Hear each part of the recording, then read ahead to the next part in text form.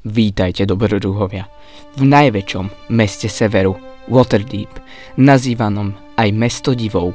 Toto miesto, pulzujúce životom a mágiou, je domovom mocných pánov a temných intríg, kde sa formujú osudy celého Faerunu. Pôvod a počiatky mesta. Aby sme pochopili pravú históriu Waterdeepu, musíme sa vrátiť späť o tisíce rokov, do čias elfského kráľovstva Ilefarn. Toto prastaré kráľovstvo, rozprestierajúce sa cez celý sever, bolo domovom elfov vysoko nadaných v mágii a umení. Ich mestá, ukryté medzi stromami a v horách, dýchali harmóniou a spojitosťou s prírodou.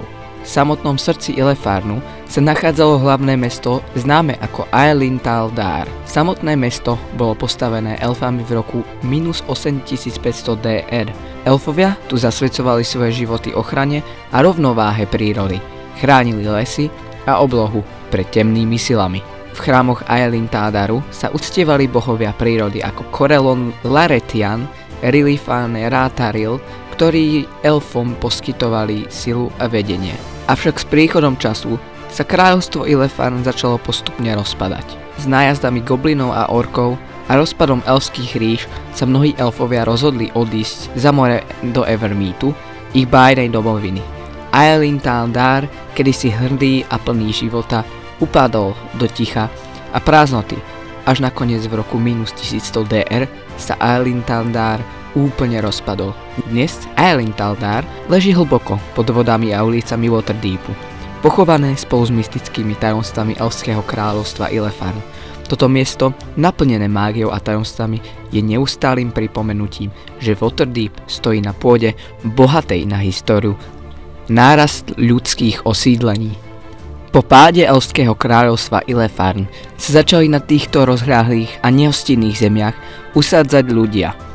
Prvými, ktorí sa tu objavili, boli lovci, rybári a obchodníci, ktorí si postavili jednoduché chatrče a ohrady na brehu morských zálivov. Začiatky osídlenia boli skromné. Početné malé chatrče a provizorné farmy vyrastali po celom pobreží, kde sa miestni úsadlíci venovali poľnohospodárstvu a obchodu. V roku 52 DR už v tejto oblasti začali vznikať prvé trvalo udržateľné farmy. Táto zmena priniesla stabilitu a mohla poskytnúť jedlo a zásoby pre ďalších osadníkov, ktorí prichádzali v priebehu 10 ročí.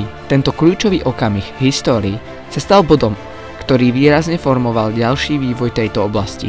Základné farmy a osady sa rýchlo pretransformovali na živý obchodný prístav, ktorý začal priťahovať obchodníkov a námorníkov z celého Faerunu. Prístav bol strategicky umiestnený a tak sa stal prirodzeným miestom pre obchodníkov, ktorí prichádzali po mori, aby tu vymenali tovar a zaobstarali si zásoby pre ďalšie plavby. V roku 936 DR, po niekoľkých desaťročiach rastu a osídľovania, miestni obyvatelia čelili novej výzve, keď sa rozhodli postaviť proti orčím nájazdom. Tento konflikt, známy ako Orc Fasting War, prispel k stabilizácii a konsolidácii oblasti. Po víťazstve v bojoch bola základňa známa ako Nimmuar's Hold premenovaná na Waterdeep, kde ju tak nazvali kapitáni lodí, ktorí prichádzali do prístavu. Označovali ju týmto názvom kvôli svojmu hlbokému prístavu. Názov sa uchytil a Waterdeep sa začal rozvíjať ako skutočné mesto, ktoré naďalej rástlo a kvitlo, až sa stalo jedným z najdôležitejších miest v celom severnom Faerune. Politický začiatok mesta Waterdeep. V roku 963 DR začala výstavba hradu Waterdeep, ktorý bol dokončený o 11 rokov neskôr, teda v roku 974 DR. Počas tohto obdobia sa Waterdeep dostal pod vládu série vojenských pánov, ktorí riadili toto kráľovstvo podľa svojej vôle. V roku 974 DR sa však v tomto krvavom období zjavila prvá ženská vojenská vládkyňa. Jej meno bolo významné, ale po jej vláde sa mesto opäť ocitlo v chaose, keď v ňom pokračovali boje o moc. Skutočný rozmach a organizácia mesta sa uskutočnili až v roku 1032 DR, keď sa do vedenia dostal Algarion, prvý lord Waterdeepu. Algarion bol talentovaný ľudský mák, ktorý sa rozhodol zmeniť spôsob riadenia mesta a vytvoril systém, ktorý poznáme dnes ako systém maskovaných lordov. Algarion po spore so svojím predchodcom, vojenským pánom, o spôsobe vládnutia čelil nebezpečnej situácii, keď ho jeho rival chcel zabiť. Vtedy Algarion využil svoju mágiu a premenil meč svojho nepriateľa na hada, ktorý ho uštípol a otrávil. Algarion sa stal novým pánom a prvým otvoreným lordom Waterdeepu. Zaviedol nový systém vlády, kde sa tajní maskovaní lordi ukrývali za magickými maskami, čím sa zabezpečilo, že ich identita zostala neznáma.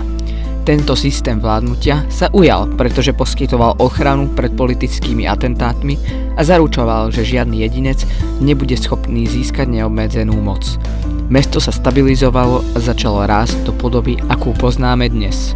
Po smrti Algariona v roku 1256 DR na krátky čas moc prevzali majstri cechov, ktorí na 6 rokov ovládli mesto. Krátko po tomto období bol systém maskovaných lordov opäť obnovený a Waterdeep sa naďalej riadi týmto spôsobom vlády až do dnešného dňa. Súčasný Waterdeep. V súčasnosti sa vo Waterdeepe nachádza viac ako 100 000 obyvateľov. Mesto sa rozrástlo do veľkolepého centra, ktoré zahŕňa impozantné múry, veže kúzelníkov a rozsiahlý prístav a množstvo chrámov venovaných rôznym božstvám. V roku 1215 DR bol postavený obrovský chrám Mystery, známy ako House of Wonder, ktorý sa stal jedným z najvýznamnejších náboženských miest v meste, venujúc sa bohyni mágie a tajomstiev. Waterdeep je mestom náboženského pluralizmu, kde nájdete chrám pre takmer každého boha, ktorý sa v tomto svete uctieva. Medzi najväčšími chrámami nájdete chrám Oghmu, boha poznania, chrám Tyra, boha spravodlivosti, chrám Tempusa, boha vojny, chrám Selúny, bohyne mesiaca, chrám Mystry, bohyne mágie, chrám Silvanusa, boha prírody, chrám Mieliky, bohyne lesov, chrám Latandera, boha obnovy, chrám Siún, bohyne krásy a chrám Timory, bohyne šťastia. Aj temné božstvá, ktoré sa uctievajú v tajnosti, majú svoje chrámy a svätyne. Bohovia ako Sirik, Umberlí a Šar majú svoje skryté miesta uctievania v podzemí alebo na okraji mesta. Záver. Ďakujem, že ste sa dnes vydali so mnou na cestu po Waterdeepe, meste plnom dobrodružstiev a nekonečných možností. Waterdeep je miesto, kde sa prelínajú dejiny s prítomnosťou, kde moc a mágia tvoria nové príbehy a kde každý môže nájsť svoje vlastné osudy. Ak sa vám video páčilo, nezabudnite na like a odber, aby vám neunikli ďalšie takéto dobrodružstvá, lebo plánujem ešte niekoľko videí o Waterdeepe. Avšak to už je na dnes odo mňa všetko. Hrajte Dungeons and Dragons.